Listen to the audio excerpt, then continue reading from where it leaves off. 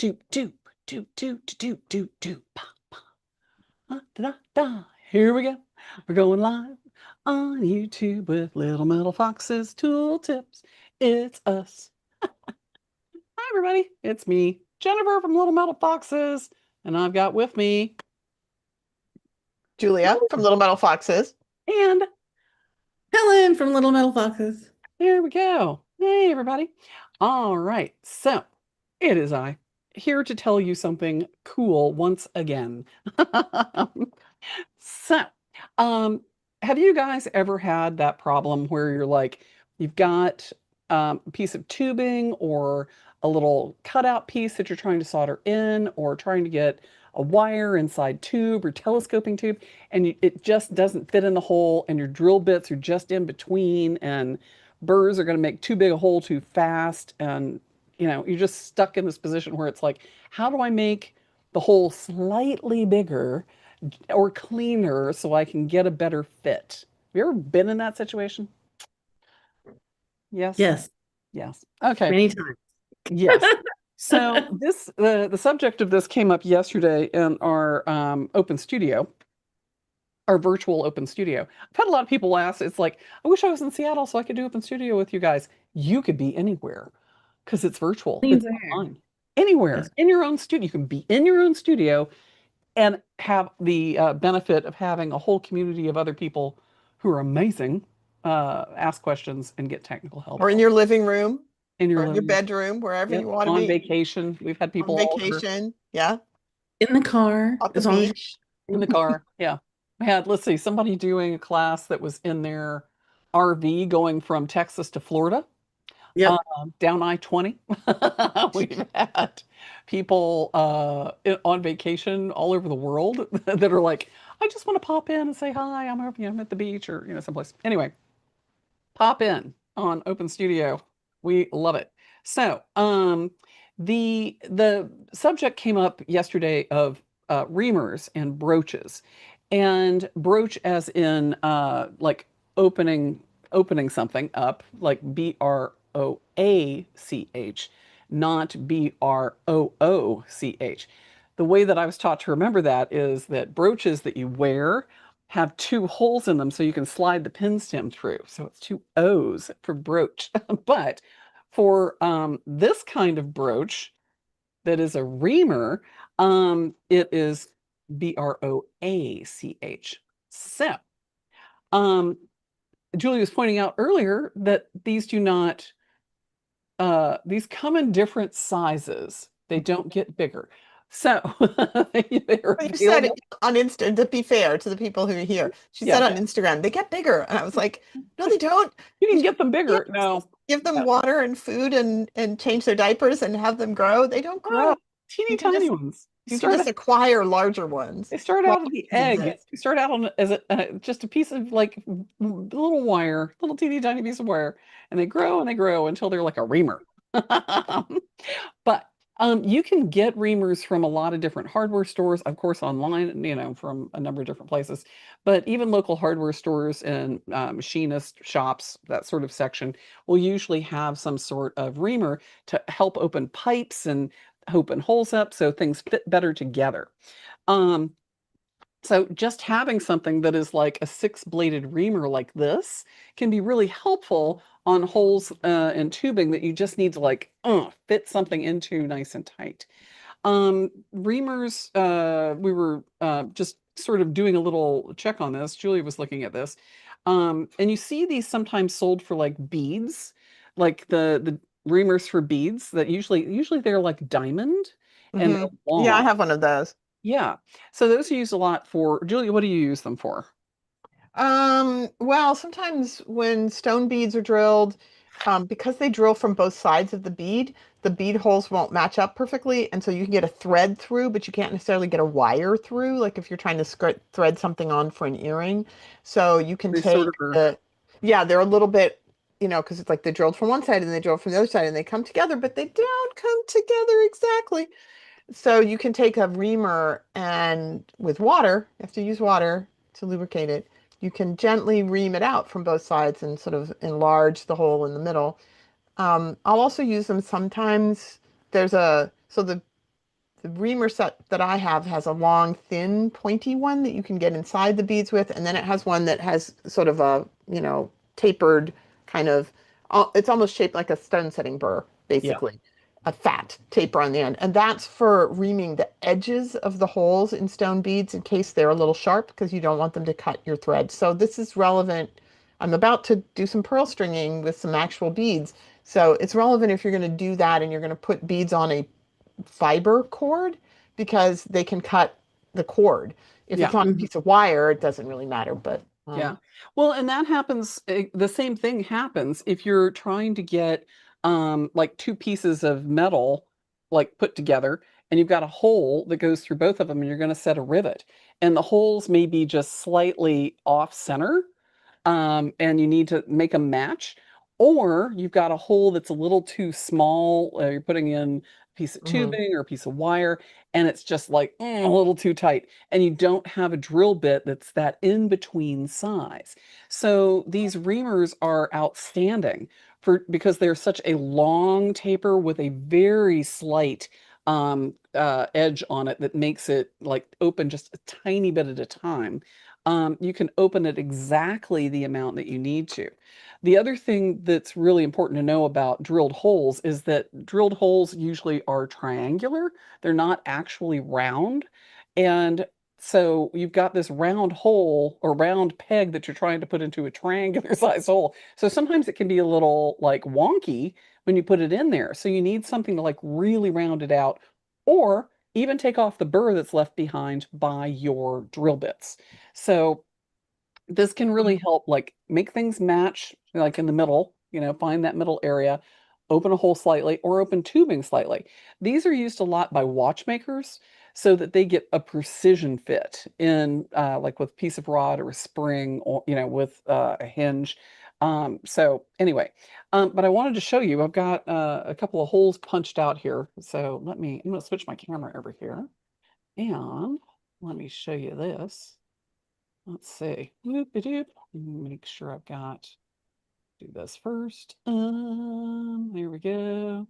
Yes. And I can do this. All right. All right. Wait. Oh, interesting. Okay. All right. Yes.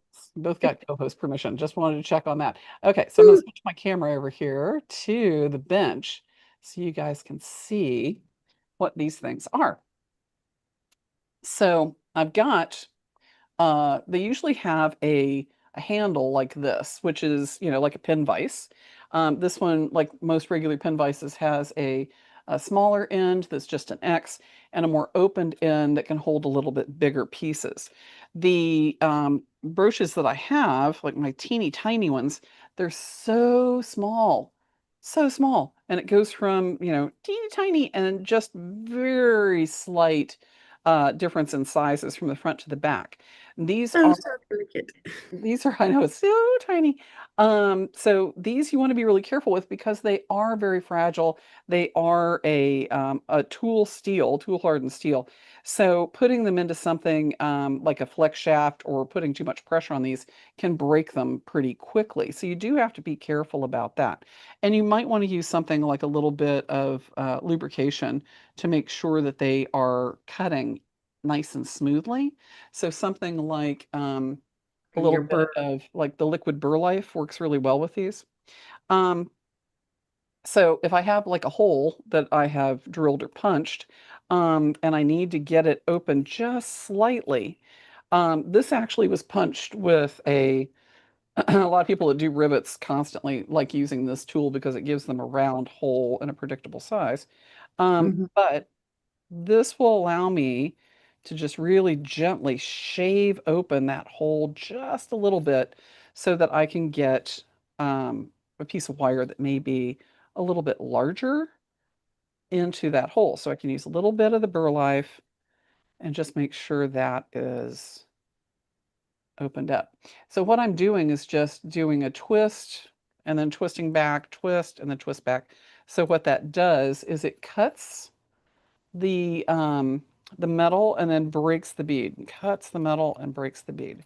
So you're constantly sort of going in by hand and opening and sort of cutting that strip that's being So cut off. wait, you're saying you go back because it breaks off the Yeah, whatever chip, you're shaving. Yeah, the chip that you've shaved. So right, you make a chip and then you break it off, and you make a chip and then you break it off. Is that? right, It's right. like with tap and die when you have to reverse a little bit. Exactly. Mm, Yeah. Break mm-hmm. that bead slightly.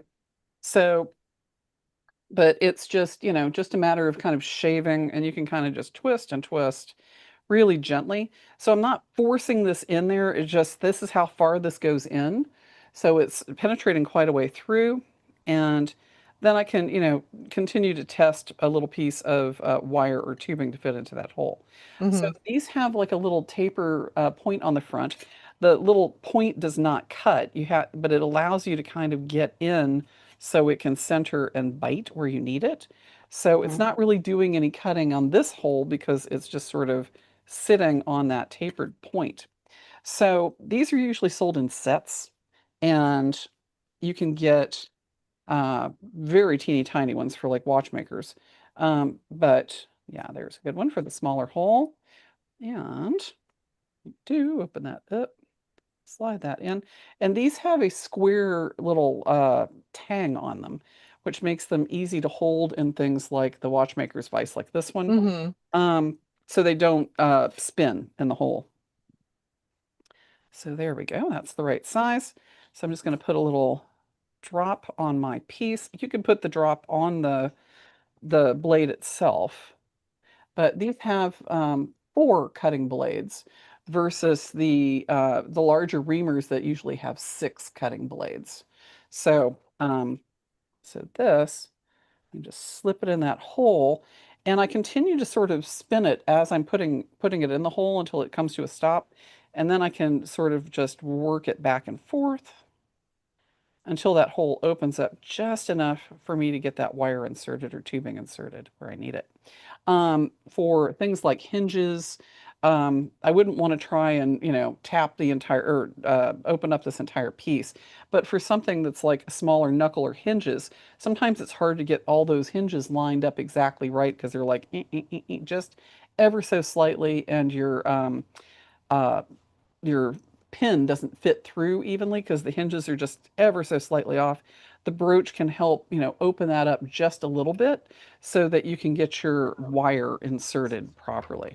So anyway, that's what those are for. Basically, you're saying with the tubing, you're saying that if the tubing isn't lined up, you can thin one side of the tubing a little bit. You can create a channel that's lined up, even Yeah. though it will make a slightly oval hole in one of the pieces Yeah. of tubing. Yeah. But at Because least it will line up. The yes. pin will line up. Exactly. Yeah. Hmm. So, and it'll keep it from, sometimes you can't even get it into the tubing because it may be just ever so slightly off. If it's off just, just a little bit, Hmm. um, you're not going to be able to get that rod in nice and tight and then set that rivet for your hinge. Right. So you've got to get right through there to So be able to get the if pin you're in. doing that though, and you have two pieces of tubing, right, and they're just a little bit not lined up, right? Do you also need to move them because like have them in different positions relative to the broach so that you can ream out to make sure that when the hinge turns that it doesn't bind on the pin? Yes. Yeah. That's usually a good idea. So that, Don't do it regardless, with the broach in there because you can snap the broach. Take the yes. broach out, move the hinge, move and the then a and then little do it bit, again. Yeah. ream it and out and again. and try the fit with the wire. So if you find that it's like it's not opening as much as it should because it's binding, you can use the broach to open up the knuckles a little bit on your hinge so that they're, matching and able to move a little more freely. Hmm. Hmm. So, and that usually comes with some wear too on the hinge. It'll usually kind of round itself out a little bit, Hmm. but that initial fitting for that pin can be really hard. And so if you can get it lined up, then you can usually kind of move it and the hinge will loosen up with wear. Hmm. So yeah, I mean, technically, the hinge pin is not supposed to move in the end knuckles. right, It's supposed to be static. So it doesn't, you won't see the end of the pin turning, right. right? And then the middle knuckle that the lid is attached to, or the whatever the thing is, if it's a box, moves around the hinge pin is the idea, Yeah. you know. So in theory, because I know Charles Newton Brain talks about doing hinges and actually like hammer fitting, like pounding, you know, like nailing it in essentially so that one end is slightly larger than the other end. And then when you jam it in there and like hammer it Yeah. to mushroom it over, it's like locked into the end of the Well, hinge so it and doesn't that come brings out. up a really good point because one of the things that you'll notice about these is they are a very long taper, right? So if your wire is, a little bit thicker on one end, like your broach, it's only going to go in from that one side and be friction fit into the hole.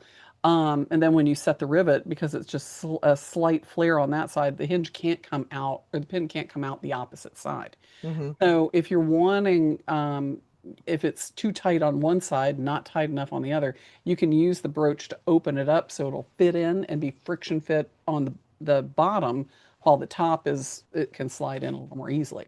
So yeah, and for multiple hinges especially, it can be really tough to get like you get that all uh, set up. So broach can be really helpful for doing that. But yeah, Well, you mean multiple knuckles? yes, multiple More knuckles. than, well, I mean, you always have multiple, you always have at least three, but Yeah, if you, some hinges will have five or seven or even more, you know, yeah. knuckles. And the more knuckles you have, you're right, the more complicated the hinge is. Yeah, absolutely. And you're soldering them or putting together in a way that usually they're going to line up, when you Hmm. solder.